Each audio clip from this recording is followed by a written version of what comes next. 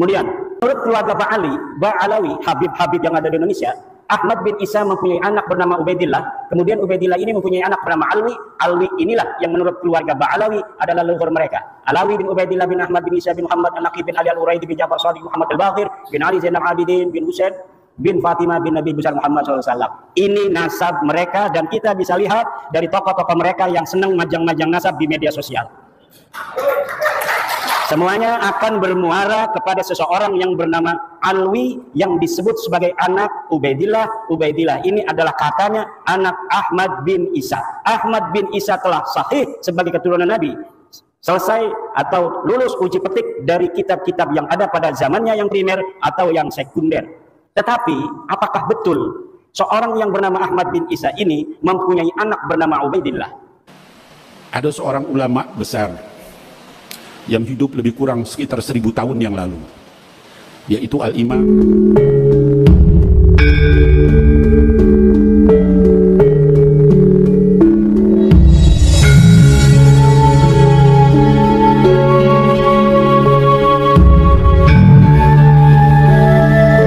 ternyata ulama itu, ratusan ulama itu yang dulu sudah benar, mereka tuh nggak meleset, sudah betul.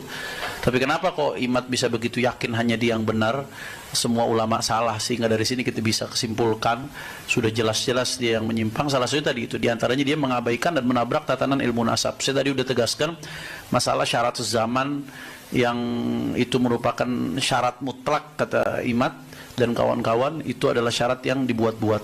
Kalau ada kitab sezaman, ya boleh-boleh saja, bagus-bagus saja. Tapi itu bukan syarat mutlak yang kemudian karena nggak ada kitab tersebut lalu dianggap nasab tidak tersambung. Tadi kita sudah uraikan panjang lebar, saya kira yang masalah itu sudah tuntas. Kemudian di antara kaidah nasab berikutnya yang diabaikan, saudara Imad ini selalu mengatakan nasab habaib Ba'alawi mardudun batil, tertolak, batal. Oh, bahkan mustahil, mustahil tersambung. Nah, ini nih lagi-lagi hal ini timbul karena mengabaikan klasifikasi nasab menurut ulama nasab. Ini penyimpangan terkait ilmu nasab juga.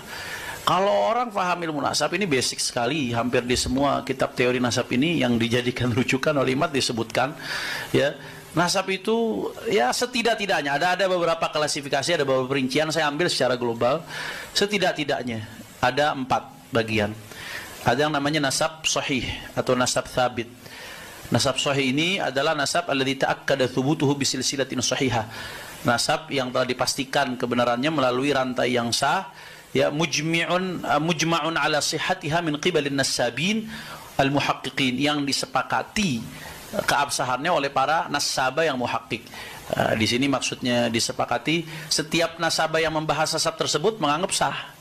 Nah, kalau yang nggak bahas ya layun sabuli sakitin qaulun, kalau yang nggak bahas ya berarti dia nggak ada pendapat. Ini kita bicara setiap ulama nasab yang ngebahas nasab tersebut menganggap itu sah. Nah, itu nasab yang seperti ini dianggap sebagai nasab sahih atau disebut juga sahihun thabit. Nah, itu yang pertama. Dan para ulama dengan kesaksian mereka mengatakan nasab Ba'alawi termasuk kategori ini karena semua nasabah yang bahas nasab Ba'alawi menganggap ini nasab sah. Nggak ada satupun nasabah yang bahas nasab Ba'alawi kemudian menganggap nasabnya tidak sah. Ilmu genealogi adalah merupakan bagian dari ilmu sejarah. Bahkan bisa dikatakan ilmu nasab atau ilmu genealogi merupakan ilmu bantu sejarah. Maka kajian ilmu nasab harus memiliki karakteristik kajian sejarah. Dia harus bersifat empiris, scientific dividend, harus bisa dibuktikan secara ilmiah. Tidak boleh ada sebuah narasi sejarah kita taken for granted, menerima begitu saja, harus dibuktikan. Tidak boleh ada sebuah pengakuan nasab yang bersimultan pengakuan ini dengan privilege tertentu, baik secara sosial antropolog maupun secara paham keagamaan dari tafsir yang dapat diterima. Ketika ada susunan nasab, umpama tentang baginda Nabi, dia mengaku merupakan bagian dari keturunan baginda Nabi besar Muhammad SAW, maka kita harus uji di meja saintifik, harus dibuktikan secara ilmiah berdasarkan metodologi kajian ilmiah sejarah yang dapat diterima bersama, bukan hanya diterima oleh ahli nasab, tapi juga logika kebenarannya dapat diterima oleh semua orang. Saya kecil-kecilan mengkaji nasab orang yang mengaku keturunan Nabi di Indonesia. Dari klan Ba'alawi. Yang sama ini mengaku sebagai keturunan daripada baginda Nabi besar Muhammad SAW. Kaum Ba'alawi yang kita kenal di Indonesia dengan istilah Habib mengaku sebagai keturunan Nabi Muhammad SAW melalui jalur Ahmad bin Isa bin Muhammad An-Naqi bin Ali Al-Uraidi bin Ja'far Shadiq bin Muhammad Al-Baghir bin Ali Zainal Abidin bin Husain bin Fatimah Zahra bin Kanjeng Nabi besar Muhammad SAW. Ahmad bin Isa, ini titik poinnya. Dari sini yang diakui. Ahmad bin Isa ini wafat 345 Hijriah. Telah terkonfirmasi sebagai keturunan Nabi Muhammad SAW melalui pelacakan kitab Tahdhibul Ansab karya Al-Ubaidili yang wafat tahun 435 Hijriah. Sosok Ahmad bin Isa ini lulus tes uji petik dari kitab nasab. Kemudian, menurut keluarga Ba'alawi, Habib-Habib yang ada di Indonesia, Ahmad bin Isa mempunyai anak bernama Ubaidillah. Kemudian Ubaidillah ini mempunyai anak bernama Alwi. Alwi inilah yang menurut keluarga Ba'alawi adalah leluhur mereka. Alawi bin Ubaidillah bin Ahmad bin Isa bin Muhammad An-Naqi bin Ali Al-Uraidi bin Ja'far Shadiq Muhammad Al-Baghir bin Ali Zainal Abidin bin Husain bin Fatimah bin Nabi besar Muhammad SAW. Ini nasab mereka dan kita bisa lihat dari tokoh-tokoh mereka yang senang majang-majang nasab di media sosial. Semuanya akan bermuara kepada seseorang yang bernama Alwi yang disebut sebagai anak Ubaidillah. Ubaidillah ini adalah katanya anak Ahmad bin Isa. Ahmad bin Isa telah sahih sebagai keturunan Nabi. Selesai atau lulus uji petik dari kitab-kitab yang ada pada zamannya yang primer atau yang sekunder. Tetapi apakah betul seorang yang bernama Ahmad bin Isa ini mempunyai anak bernama Ubaidillah? Ada seorang ulama besar yang hidup lebih kurang sekitar 1000 tahun yang lalu, yaitu Al-Imam Ahmad bin Isa, atau dikenal dengan Al-Imam Ahmad Al-Muhajir, atau dikenal dengan Al-Muhajir ilallah. Beliau itu lahir sekitar tahun 260 atau 265 Hijrah dan wafat sekitar tahun 345 Hijrah. Kalau sekarang 1445 berarti sudah lebih dari 1000 tahun yang lalu. Akhlak ulama 1000 tahun yang lalu itu jauh dengan orang-orang saat ini. Ibadah mereka, waraknya mereka, zuhudnya mereka, khusyuknya mereka, takutnya mereka sama Allah Subhanahu wa ta'ala itu jauh-jauh dengan apa yang kita alami saat ini di zaman ini. Jauh sekali. Al-Imam Ahmad bin Isa itu adalah keturunan keempat dari Al-Imam Ja'far As-Sadiq rahimahullah ta'ala anhu. Ya, jadi Ahmad Al-Muhajir bin Isa Ar-Rumi bin Muhammad Al-Baghir bin Ja'far As-Sadiq. Dan Imam Ahmad Al-Muhajir atau Ahmad bin Isa ini adalah keturunan ke-8 dari Al-Imam Ali bin Abi Talib karramallahu wajhah wa Sayyidatuna Fatimah Az-Zahra binti Rasulillah sallallahu alaihi wasallam. Kalau ditarik sampai kepada Nabi Muhammad sallallahu alaihi wasallam, beliau adalah keturunan ke-9, masih dekat dengan Rasulullah sallallahu alaihi wasallam. Beliau hidup 1000 tahun yang lalu. Beliau asalnya tinggal di Basrah dengan segala macam kenikmatan kekayaan. Lalu beliau meninggalkan itu semua untuk dakwah di jalan Allah melalui jalan ribuan kilometer dari Basrah di Irak sampai ke Makkah, ke Madinah dulu, tinggal setahun di Madinah dekat dengan buyut beliau yaitu Nabi Muhammad sallallahu alaihi wasallam. Lalu kemudian beliau ke Mekah setelah itu untuk haji, lalu melanjutkan perjalanan ribuan kilometer ke Yaman, Dau'an, daerah yang kering jauh dengan Basrah, yang penuh dengan sungai, penuh dengan pohon-pohon, dengan tumbuhan, dengan segala macam. Meninggalkan harta begitu banyak, kebesaran, kekuasaan dan sebagainya yang beliau miliki hanya untuk dakwah di jalan Allah di negeri yang penuh dengan tandus kering. Namun nasab ini tertolak. Saya senang kalau menulis bikin kesimpulan dulu, biar orang itu tidak mengira-ngira. Karena urutan nasab seperti ini baru muncul dalam kitab keluarga Ba'alawi setelah 550 tahun pasca wafatnya Ahmad bin Isa. Tadi kita kenal wafatnya 345.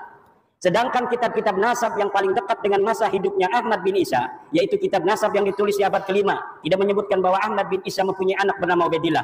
Mulai dari kitab abad ke-5, ke-6, ke-7, ke-8, tidak menyebutkan Ahmad bin Isa mempunyai seorang anak yang namanya Ubaid atau Ubaidillah. Kitab abad kelima, Muntaqilat Talibiyah, karya Abu Ismail Toba yang wafat tahun 400 Hijriah menyebutkan bahwa sebagian anak Ahmad bin Isa adalah Muhammad yang tinggal di Roy, tidak ada Ubaid. Kitab abad kelima, Tahdhibul Ansab, karya Al-Ubaidili yang wafat tahun 435 menyebutkan pula bahwa sebagian anak Ahmad bin Isa adalah Muhammad. Kitab abad kelima, Al-Mazdi, karangan Al-Umari, wafat 490, menyebut pula bahwa sebagian anak Ahmad bin Isa adalah Muhammad. Kitab abad kelima sepakat tidak menyebutkan bahwa Ubaidillah sebagai anak Ahmad bin Isa. Namun masih ada kesempatan. Kitab-kitab abad kelima tersebut masih membuka masuknya nama lain dari anak-anak Ahmad bin Isa karena kalimat yang dipakai adalah kalimat yang tidak menunjukkan makna terbatas atau hasr.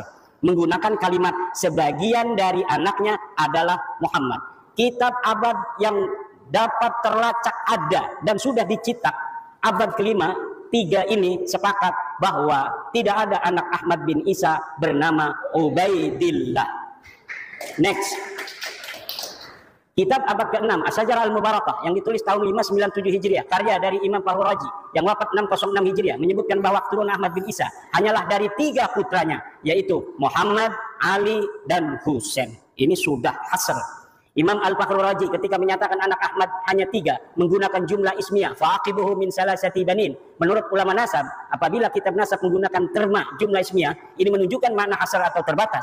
Berbeda ketika ulama nasab menggunakan jumlah fi'liyah, semisal fa'aqaba min salasati banin, ini masih memungkinkan ada nama lain selain 3. Tapi ketika terma kalimat menggunakan jumlah ismiyah seperti Asy-Syajarah Al-Mubarakah seperti itu, maka berarti yang bisa direkam secara meyakinkan oleh Imam Al-Fahru Razi berdasarkan ilmunya adalah bahwa anak Ahmad bin Isa hanya 3, yaitu Muhammad, Ali, dan Husain. Tidak ada Ubaid.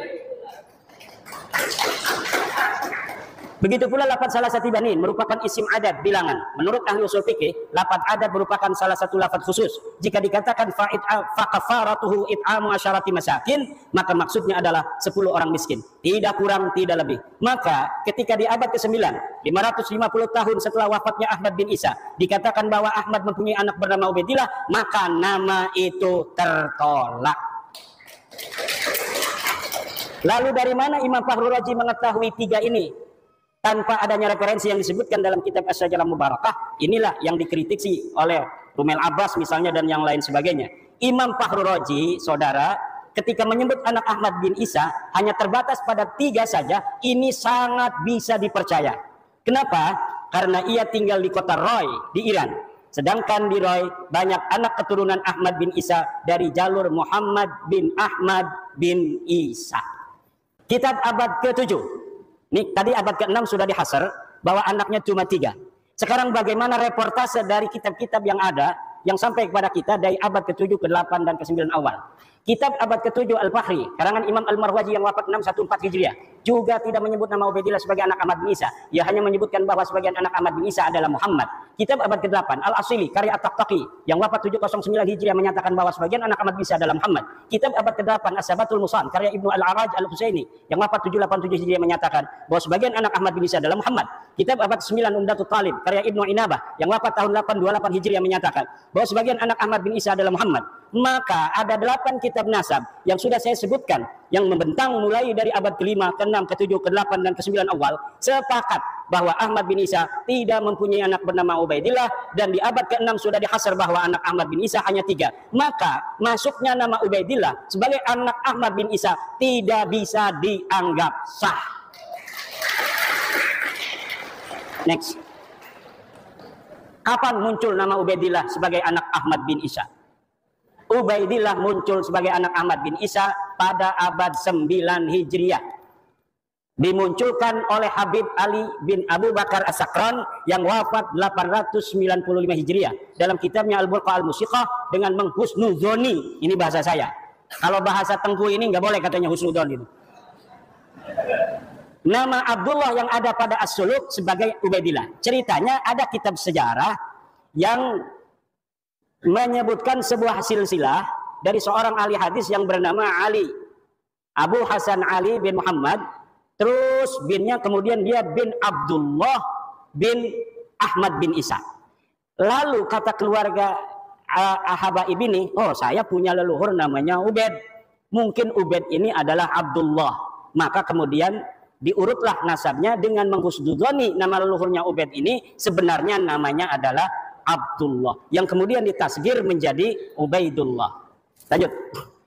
Ini ada keterangannya. Di tahun 732 sudah ada orang yang dicatat kitab As-Suluk sebagai anak Ahmad bin Isa. Selain dari 3 anaknya yang disebut dalam As-Sajalah Mubarakah. Namanya Ali dari keluarga Bajadid Abu Alwi. Katanya ia keturunan Ahmad bin Isa dari anaknya yang bernama Abdullah.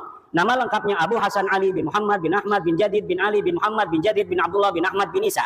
Nama Abdullah inilah yang dihusnudhani oleh Ali As-Sakran sebagai Ubaid, di mana leluhurnya dulu bernama Ubaid. Lalu ia memahami bahwa Ubaid ini sebenarnya Ubaidillah dan Ubaidillah ini sebenarnya adalah Abdullah yang ditulis di kitab As-Suluk. Sejak itulah keluarga As-Sakran menulis silsilah leluhurnya sebagai Ba'alwi. Lalu apakah ini aman? Kita lihat. Sayangnya silsilah Ba'alwi Bajadid juga sebenarnya bermasalah karena ternyata kitab As-Suluk ada 3 manuskrip riwayat yang berbeda.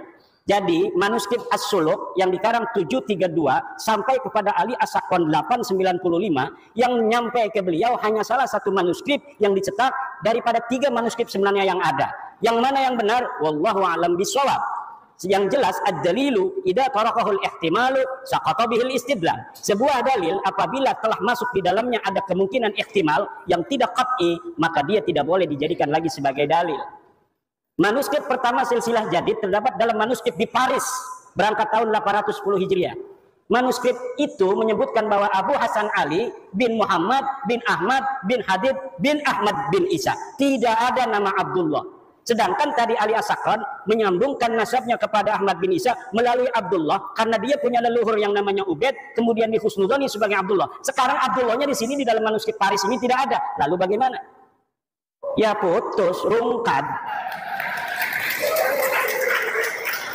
Nah ini ada manuskrip dari Parisnya. Kalau kita bicara sejarah harus scientific evidence yang dapat dibuktikan dalam meja ilmiah. Dari manuskrip ini, bagaimana seorang Abu Hasan Ali yang disebut As-Suluk wafat tahun 620 Hijriah. Ini Abu Hasan Ali disebut dalam kitab As-Suluk. As-Suluk ini adalah kitab sejarah yang menjadi pandoman orang-orang Yaman untuk mengurutkan silsilah keyamanan mereka hari ini. Dan ini dapat dipercaya kitab As-Suluk. Maka banyak orang-orang yang mencantolkan diri dalam sejarah asli As-Suluk agar leluhur mereka nampak menyejarah. Walaupun dulunya leluhur mereka tidaklah terjadi sesuatu hal yang membanggakan dan berprestasi. Hanya menjadi urutan kelima dari nasab Ahmad bin Isa. Saya ulangi, dari manuskrip ini bagaimana seorang Abu Hasan Ali yang disebut As-Suluk wafat 620 Hijriah hanya menjadi urutan kelima dari nasab Ahmad bin Isa yang wafat 345 Hijriah. Berarti setiap generasi baru mempunyai anak di umur 55 tahun. Dan ini tidak masuk akal dalam ilmu genealogi, di mana setiap generasi dengan generasi berikutnya berjarak lahir dan wafat rata-rata harusnya 33 tahun. Dan dengan manuskrip ini, cantolan Habib Ali As-Sakran menjadi bias dan tidak sah. Karena apa? Karena Habib Ali As-Sakran mencantolkan keluarganya ke Ba'alawi karena ada nama Abdullah yang disebut As-Suluk. Sedangkan di dalam manuskrip As-Suluk versi Paris ini, Abdullahnya teaya. Silakan. Next. Manuskrip kedua As-Suluk. Manuskrip kedua As-Suluk silsilah Jadid adalah Abu Hasan Ali bin Muhammad bin Ahmad bin Hadid bin Abdullah bin Ahmad bin Isa. Dalam manuskrip 2 ini, nama Abdullah memang ada, namun jumlah nama hanya 6. Ada tambahan nama Abdullah dari versi manuskrip yang pertama. Perkiraan jarak wafat dan lahir antara nama-nama itu 45 tahun. Walau lebih muda dari manuskrip sebelumnya, tetapi tidak masuk akal. Ditambah dari sini, dipahami bahwa nasab Bajadid ini mudtharibah, berubah-ubah, yang menunjukkan bahwa nasabnya ada masalah, sulit untuk dikatakan sahih. Lanjut. Manuskrip 3 As-Suluk.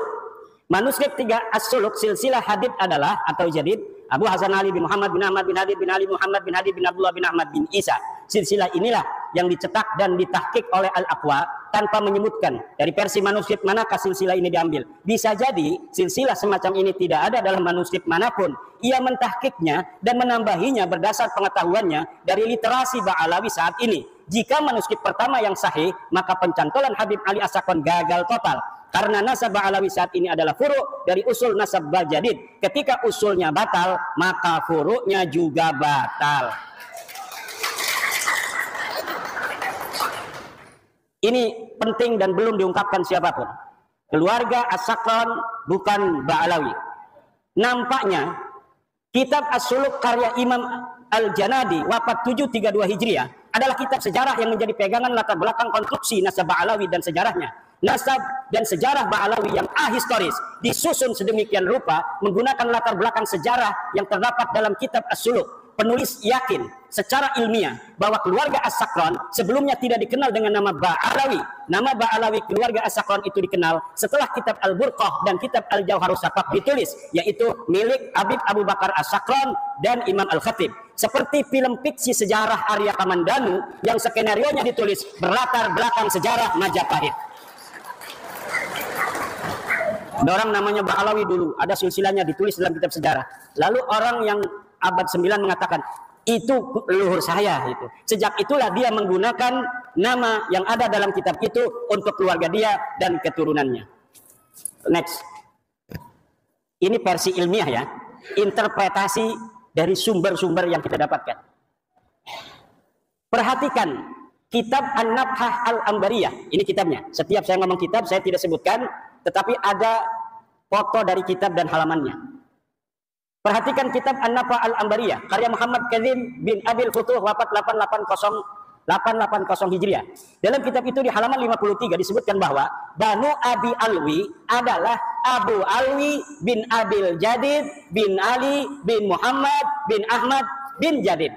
Dalam kitab itu, ulama yang hidup di abad 9 dan tinggal di Yaman sama sekali tidak menyebut nama-nama keluarga Ali As-Sakran yang ada pada masa itu atau sebelumnya. Seperti Faqih Muqaddam Muhammad Sahib Mirbad sebagai Ba'alawi. Ia hanya menyebut keluarga Jadid. Padahal pengarang kitab An-Nabhah Al-Ambariyah ini hidup semasa dengan Ali As-Sakran. Kalau pada masa itu dan sebelumnya keluarga Habib Ali As-Sakran dikenal sebagai Ba'alawi, tentunya Muhammad Kadzim akan menulis contoh-contoh Ba'alawi selain dari Jadid disebutkan, yaitu dari keluarga-keluarga Faqih Muqaddam dan sebagainya. Ini membuktikan bahwa keluarga Ba'alawi yang terkenal itu hanyalah dari keluarga Jadid. Keluarga Ali As-Sakran dan leluhurnya sebelumnya bukan keluarga Ba'alawi. Jika keluarga As-Sakran dikenal dengan nama Ba'alawi, tentu Abil Futuh yang hidup sejaman dengan As-Sakran akan menyebut minimal satu nama yang mengindikasikan bahwa keluarga As-Sakran adalah bagian dari Ba'alawi. Perhatikan kitab An-Nabhah Al-Ambariyah halaman 53, di sini nggak kelihatan, silahkan di Google saja. Next. As-Sakran hanya bisa menyebut dua nama keluarga Jadid. Habib Ali As-Sakran yang mengatakan bahwa Jadid yang ada dalam kitab sejarah itu As-Suluk adalah saudara dari Alwi, leluhur dia. Hanya bisa menyebutkan dua nama keluarga Jadid. Dua nama itu persis sama dengan yang disebut kitab As-Suluk, yaitu Abu Hasan Ali dan Abdul Malik yang berketurunan di India. Jika Jadid adalah betul-betul saudara Alwi, leluhurnya yang ditulis, dan ini pun saya yakin tidak ada orangnya, tentu akan banyak nama-nama selain keduanya yang diketahui Ali As-Sakran. Tapi mengapa As-Sakran seperti orang asing di keluarga Bajadid hanya mengetahui dua nama dari keluarga Bajadid yang diketahui dari kitab As-Suluk, yang bukan hanya diketahui oleh dia, kita juga mengetahui bahwa keluarga Jadid mempunyai dua nama yang tertulis dalam sejarah, yaitu Abu Hasan Ali dan Abdul Malik. Apa bedanya saya dengan dia? Sama-sama mempunyai dua nama saja, padahal dia mengaku sebagai keluarga besarnya. Silakan. Makam Ahmad bin Isa ditemukan setelah 602 tahun. Ahmad bin Isa yang wafat tahun 345 Hijriah, makamnya hari ini berada di Husaisah. Lalu apakah makam itu sudah dikenal sejak tahun wafatnya itu, yaitu 345? Al-Janadi 732 Hijriah tidak merekam adanya makam Ahmad bin Isa, padahal ia sejarawan yang rajin mencatat nama-nama makam yang diziarahi dan dianggap berkah. Artinya, pada tahun 732 Hijriah itu, makam Ahmad bin Isa belum dikenal seperti saat ini. Telah berjarak 387 tahun sejak wafatnya, makam Ahmad bin Isa belum dikenal orang. Ini dalam reportase As-Suluk yang rajin jarah-jarahin makam, tetapi dia mencatat nama makam-makam lain, tidak mencatat nama Ahmad bin Isa yang katanya sudah wafat 345 Hijriah di Yaman. Ini orang Yaman Al-Janadi. Syekh Ahmad bin Hasan Muallim menyatakan, tidak ada dalam sejarah Yaman makam diagungkan yang di atasnya ada mashhad dan masjid sampai separuh abad 5, kecuali yang disebut sebagai Masjid Syahidain di San'a, Al-Kuburiyah fil Yaman 176. Lalu kapan berita bahwa Ahmad bin Isa ini dimakamkan di Husaisah? Berita awal yang didapatkan adalah Ba Makhrama 947 Hijriah. Dalam kitabnya Qaladatun Nahar fi Wafayat A'yani Dahr disebutkan bahwa makam Ahmad bin Isa di Husaisah. Qaladatun Nahar fi Wafayat A'yani Dahr 2/518 Asy-Syamilah. Berarti berita bahwa Ahmad bin Isa dimakamkan di Husaisah baru setelah 602 tahun setelah wafatnya Ahmad bin Isa. Kitab tersebut pula menyebutkan bahwa keyakinan makam Ahmad bin Isa di Husaisa itu karena Habib Abdurrahman bin Muhammad berziarah di situ dengan isyarah adanya cahaya yang nampak di atas sananya. Jadi ditemukannya makam itu setelah ratusan tahun bukan karena adanya kitab sejaman yang menyebutkannya, tetapi berdasarkan isyarah spiritual. Diceritakan di situ bagaimana cara menemukannya, yaitu dengan meminta doa kemudian melihat cahaya. Ada cahaya di situ maka ditetapkanlah makamnya di situ. Dan sekarang banyak terjadi seperti itu, makam-makam baru yang dulunya kita tidak mengetahui pernah ada makam di situ, kemudian sekarang ada makam. Ini masih mending, tidak merampok siapa-siapa, dia hanya berbohong. Makamnya sudah ada namanya, kemudian namanya dibelokin kemana-mana, tidak sesuai dengan tradisi riwayat dari keluarganya sendiri.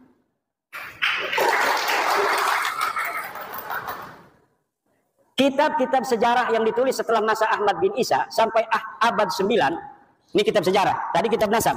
Sekarang kitab-kitab sejarah yang ditulis setelah masa Ahmad bin Isa sampai abad 9 tidak menyebutkan keberadaan keluarga Ubaidillah dan keturunannya di Hadramaut sebagai seorang sayyid. Atau tidak sebagai sayyid pun tidak ada sama sekali. Kitab-kitab apa saja?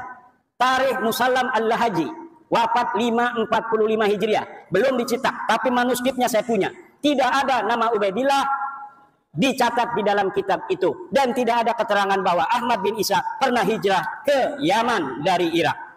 Tabaqat Ibnu Samurah, wafat 586 Hijriah. Tarfatul Ashab, nah ini Ibnu Samurah sering sekali namanya dicatut dalam kitab-kitab Ba'alawi semacam Samsud Dhahirah dan kitab-kitab yang lainnya, Al-Ghurar, kemudian kitab Hidmatul Ashirah, bahwa Ibnu Samurah pernah mengisbat silsilah nasab Ba'alawi pada masanya. Tetapi ketika kitabnya yang bernama Tabaqatul Fuqaha saya cari dari awal sampai akhir, tidak ada satupun Ibnu Samurah menyatakan bahwa dia mengisbat nama keluarga Ba'alawi sebagai sayyid, apalagi mengisbat menyebut nama dari satu keluarga Ba'alawi pun tidak ada. Next. Kesimpulan, para habaib yang sekarang kita kenal bukanlah keluarga Ba'alawi yang dikenal di abad 7 dalam kitab-kitab sejarah. Keluarga Ba'alawi adalah keluarga jadid yang disebut dalam kitab As-Suluk 732 Hijriah yang terputus dari Nabi Muhammad SAW karena Abdullah bukanlah anak Ahmad bin Isa. Para habaib nasabnya terputus dari Nabi Muhammad SAW karena Ubaidillah bukanlah anak Ahmad bin Isa. Jadi Ba'alawi sendiri yang ada dalam kitab itu tertolak sebagai keluarga Nabi karena Abdullah bukanlah anak dari Ahmad bin Isa berdasarkan kitab-kitab abad ke-6 dan abad ke-5. Kemudian ada orang nyantol kepada nama itu. Ya, yang dicantolnya itu rungkat, dianya ikut rungkat. Pengakuan keluarga habaib sebagai keturunan Nabi baru mulai abad 9 oleh Habib Ali As-Sakran dalam Al-Burqah dan atau Abdurrahman Al-Khatib 855 Hijriah dalam Al-Jauhar Asy-Syafaf. Ini jarang saya ambil namanya Al-Khatib, walaupun hidup bareng. Dia adalah Al-Khatib ini murid dari kakeknya Ali Habib Ali As-Sakran, juga murid daripada ayahnya. Jadi walaupun dia bukan Ba'alawi, terindikasi subjektivitas itu ada karena dia hidup bersama Habib Ali As-Sakran. Dan kitab Al-Jauhar Asy-Syafaf ini belum dicetak sampai sekarang. Dia bagaikan sebuah kitab sakti yang tidak boleh dilihat oleh siapapun, tetapi sering diambil oleh kalangan Ba'alawi untuk membela nasabnya. Jadi kita tidak bisa untuk melihatnya, tetapi dia mengutipnya. Bagaimana sebuah dalil hanya bisa diketahui oleh mereka, kemudian didalilkan kepada kita tanpa kita bisa memverifikasi, tanpa kita bisa memvalidasi, tanpa kita tahu originalitasnya seperti apa. Jadi ini namanya senjata yang sangat canggih, yang bisa untuk membacok tapi kita nggak bisa melihatnya. Kitab-kitab yang lebih muda dari As-Sajarah Al-Mubarakah 606 yang menyebutkan bahwa Ba'alawi habaib tersambung nasabnya kepada Rasulullah tertolak karena hanya mengutip dari Al-Burqah dan Al-Jauhar kitab abad 9 Hijriah. Next.